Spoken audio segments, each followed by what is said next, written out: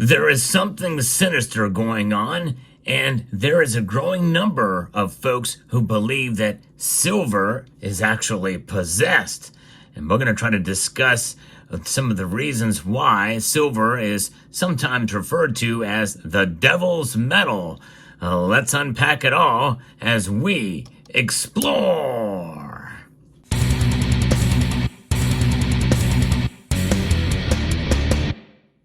Now, I don't think the metal itself is evil. It doesn't really carry any kind of possession or any kind of movement one way or the other. The one beautiful thing about silver is that it doesn't have an agenda. It can be evil or not evil. It's a tool. Essentially, it is something that exists in and of itself through the annals of history and has proven itself as just a precious enough metal to be labeled as such. But notwithstanding, the silver market has gone very complex over the recent years, especially since the advent of new technology. There's over 10,000 uses for this metal.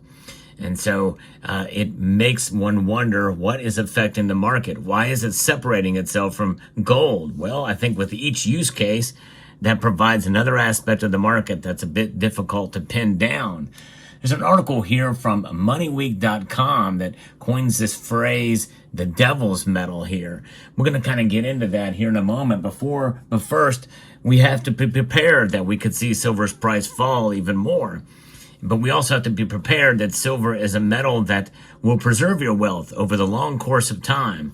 This is why my friends at Summit Metals exist in order to provide really good deals and great service with fast shipping. And SummitMetals.com, I'm going to post a link in the description below to four special codes that you can enter in for some targeted savings. Although at this point in time, on this Black Friday, there's a lot of different deals going on right now. And so check out their website if you want to find some specials and some deals on precious metals, gold and silver, SummitMetals.com.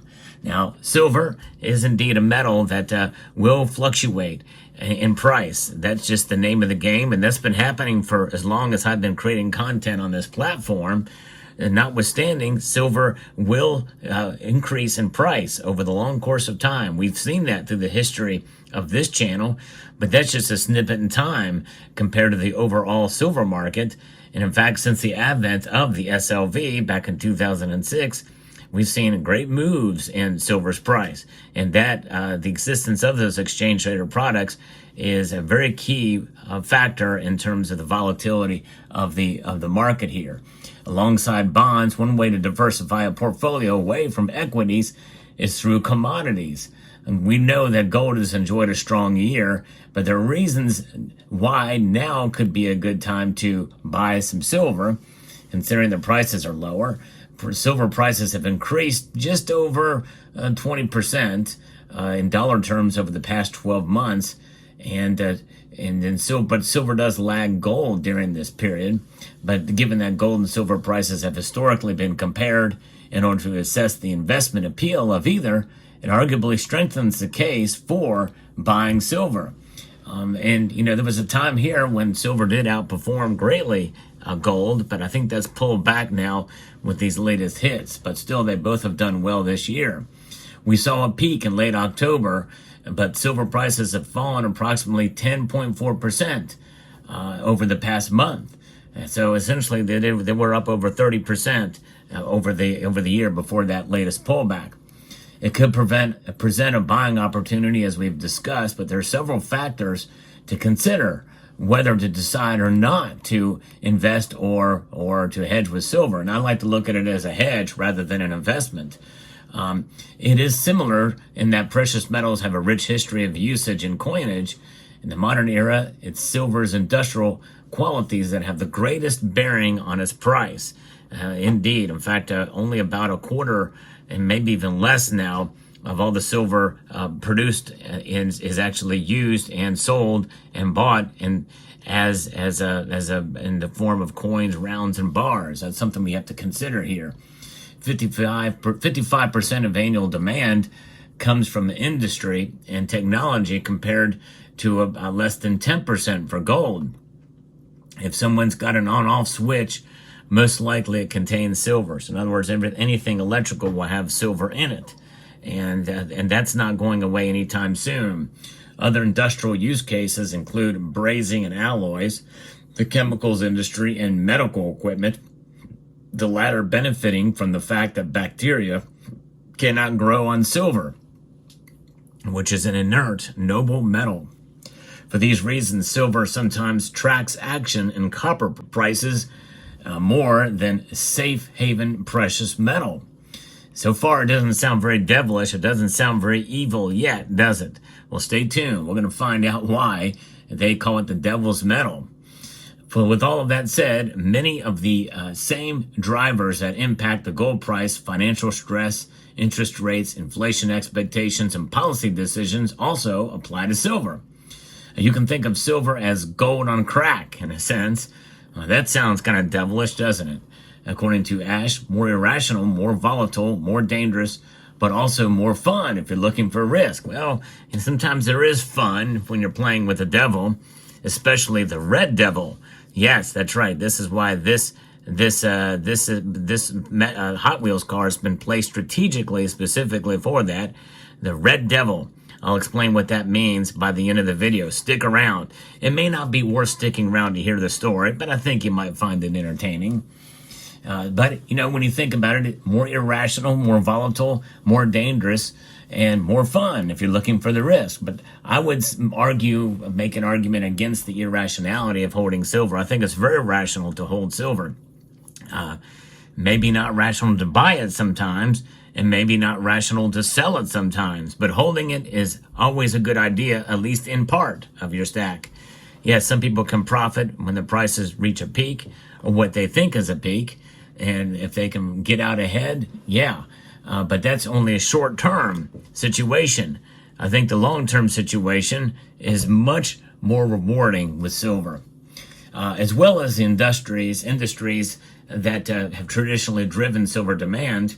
There's three boom industries of which silver is particularly relevant: renewable energy, such as photovoltaics, solar panels, artificial intelligence, thanks to its use in wiring, connectors, and switches, and defense, for all of the same reasons.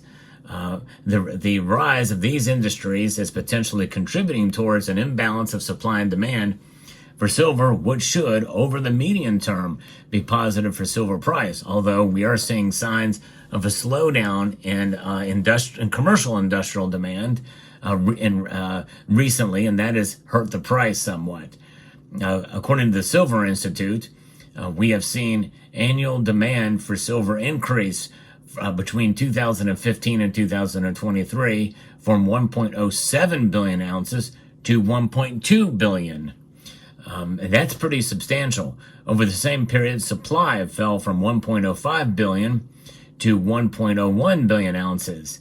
So in other words, a widening gap between the amount of silver required and the amount produced. Now that is the Silver Institute.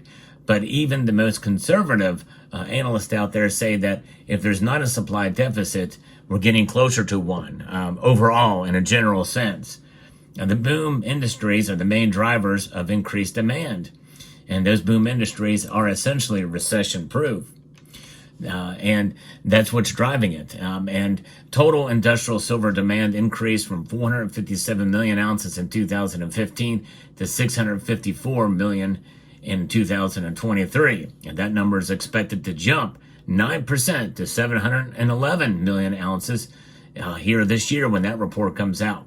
Electronics, particularly photovoltaics, is the largest driver of increasing industrial silver demand, but there's nuance in that, especially with what we're hearing out of China, when demand overall is subsiding a bit, and they're overproducing solar panels to the point where they're using them as fence rows in farms and the like. So there's that aspect and that angle on it that we have to keep in mind too. But one thing to keep in mind when considering investing in silver is volatility, and that is not going to slow down. That is one prediction I can make about silver that I've been right about for all of these years. It has been and will continue to be volatile through the ups, through the downs, and anywhere in between. Stagnancy, as well as terms of the silver moving in and out of prices, is going to frustrate many of us, including myself, even though I'm kind of used to it by now. We're going to see volatility in the silver market. And this is why futures and options speculators call it the devil's metal, on account of its propensity to make sudden, sharp moves just as they think they figured it out. No one can really figure it out. What moves the price of silver? I did a video one time where it was the Japanese market had a major impact that caused the silver prices to move dramatically in a certain direction. It's crazy. That's less of a risk for investors trading physical bullion at spot prices, but its volatility is still significant. While they can bring opportunities, it can also leave you nursing losses for extensive periods of times. So if you're considering, and quote, investing in precious metals, the article goes on to say, you're probably also at least thinking about investing in gold. The two metals function quite differently as investments. And I don't like to use that word, but as hedges.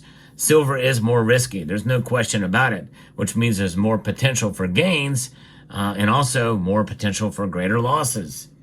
And the historic significance as precious metals used in coinage means that gold and silver are often directly compared by investors. The gold to silver ratio is reckoned to be the oldest continued tracking financial ratio in existence in history. It describes how many ounces of silver are required to buy 1 ounce of gold. The gold to silver ratio is almost at 88 to 1. Prior, as of the recording of this video, prior to this decade, anything above 80 would have been considered high, indicating that gold was overvalued and it's time to, quote, invest in silver. But the picture isn't as straightforward anymore. The gold to ratio topped over 125 very briefly in 2020 in response to the COVID-19 pandemic. And while it fell sharply soon afterwards, it has stayed in the mid-70s or higher for the past 3 years. The longer-term trend seems to indicate that the gold-silver ratio is settling in at a higher level than it has been seen historically. I've talked about that before as well. And the gold-to-silver ratio has averaged 68.1 ounces of silver per 1 ounce of gold since 1999. That's up from 57.1 across the prior 25 years. And these elevated levels down to silver no longer serving as a monetary purpose, whereas gold continues to find strong demand from central banks wanting to spread their portfolio risk. And that's exactly right. Many analysts expect some level of mean reversion to the gold to silver ratio, not least because of repeated deficits of silver mining supply versus soaring demand could support, if not boost, prices for years to come. And if so, this could support the view that gold is overvalued compared to silver. Keep in mind, there are many times, as I have documented, and I do like to follow the markets and will report on the news with regards to silver prices. So if you enjoyed the content where I bring you breaking news on the markets and an analysis, I hope you will consider subscribing to the channel if you haven't done so already, and hit that like button, which is somewhere down there as well. It all certainly does help get the word out there. I'm trying to grow the channel mainly to try to inform as many people and educate as possible, and also not just that, but to learn from you as well. So hold on to your silver and hang in there, because silver does move along with gold, and it can outperform gold when it moves in that direction for those reasons. But it has the industrial element too. It's a Jekyll and Hyde metal. Maybe that's a more accurate representation rather than the devil's metal. But thinking about the devil, well, why would a Ferrari be referred to as the devil? Well, yes, indeed, the red devil. This is what this is. And this is a very nice little car here, but this inspired a song. This car inspired a song by Yngwie Malmsteen called Red Devil. It's a pretty cool song, and that's why I have it here. Yes, indeed, cars can be volatile too, and they can be fast. Silver can move fast in one direction or another. So there you have it. That's why this car was strategically placed. Everything I do here is planned. Yes, indeed. No, I was sitting nearby and I had to think of something to say. But there it is. But I hope you enjoyed the video here. And hang on, because you know what? Silver is not really the devil's metal. The markets are just devious. Silver is an amazing metal. And I think we should continue to hold it, stack it, sell it, buy it as we deem necessary and appropriate, with as much information as we can in order to make moves to further protect ourselves and our family and our livelihood. Let me know what your thoughts are down in the comment section below. Hope you found this video informative, insightful, and educational. And you betcha I'm going to extend a multitude of gratitude to you all and encourage you to please rate, share, comment, and subscribe.